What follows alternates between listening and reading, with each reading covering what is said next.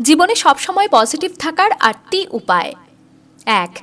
আপনার সম্পর্কে লোকের খারাপ মন্তব্যকে মন থেকে ঝেড়ে ফেলার চেষ্টা করুন।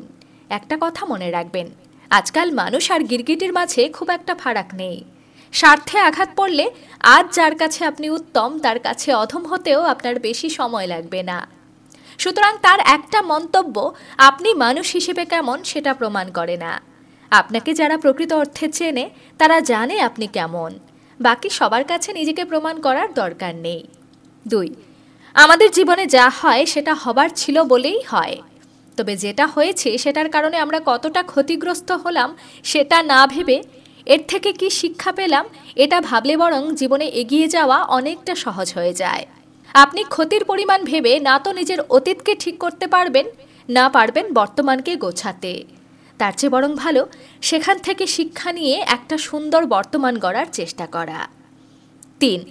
যখন মনে নেগেটিভ চিন্তাভাবনা আসবে তখন আপনার থেকেও খারাপ অবস্থায় থেকেও যারা হাসি মুখে জীবনযুদ্ধে লড়ে যাচ্ছে তাদের কথা মনে করবেন। মনে অসীম জোর পাবেন। ৪. সবসময় পজিটিভ চিন্তাধারার মানুষের সাথে মেলামেশা করুন। নেগেটিভ চিন্তাধারার মানুষেরা না তো নিজে ভালো থাকে না অন্যকে ভালো থাকতে দেয়। এদের থেকে দূরে থাকবেন। ৫.